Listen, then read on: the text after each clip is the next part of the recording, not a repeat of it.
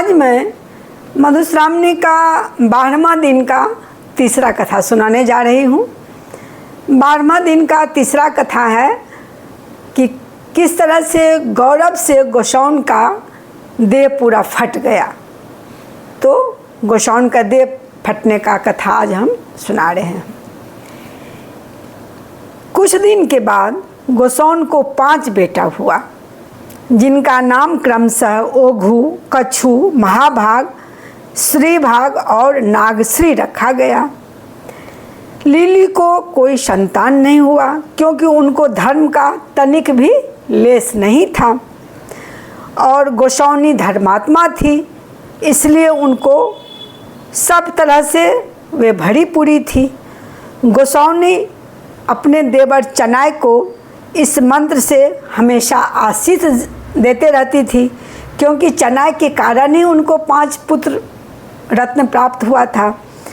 तो उसका मंत्र है, हमेशा आशीष देती रहती थी इस मंत्र से कि जाहि दिन चन्ना चानन होता ताहि बन होयत पलास, आ चानन सौरभ सुरभित रहब जौ जौ बहत बसात। इस मंत्र से वे चनाई को हमेशा आशीर्वाद देते रहती थी।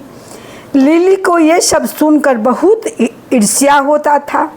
वे अपने सास से बोलती कि ताती रानी, आपका बेटा चनुआ कनुआ हमको बहुत दुख देता है। लिली चनाई से ईर्ष्यावश अपने पति बैरसी का कान भरना प्रारंभ कर दी और वे कहती कि गोसाउन के 5 बेटा आपका बेटा नहीं है, वो तो चनाई से हुआ है। बैरसी भी गोसाउन से प्रेम नहीं करता था और सोचता था कि हम तो गोसाउन के साथ एक रात भी नहीं रहे, तो इसको 5 बेटा हुआ कैसे। लेकिन ये सोच करके एक दिन वो गोसाउन से पूछ बैठे कि इसका क्या कारण है। तब गोसाउन उनको यात्रा में 5 रात में जो 5 रात्रि को जो खेमा में वो बिताए, उसका वो याद दिलाई और बोली कि चलिए सबूत के तौर पर आपको हम दिखाते हैं। सबूत के तौर पर पलंग के नीचे जो गड़ा हुआ पासा था वो जा कर के वो दिखाई। तब बैरसी को जो है गोसाउन के बात का पूरा विश्वास हो गया, वो सबूत देखते हुए ही, और वे सोचने लगे कि नहीं गोसाउन एकदम सही बोली। लेकिन इधर जो लिली थी वो तो हमेशा उसके पीछे ही लगे रहती थी। तो फिर बोली कि ठीक, आप इसका परीक्षा लीजिए, कौन धर्मात्मा है कौन नहीं है। तो बोले ठीक है।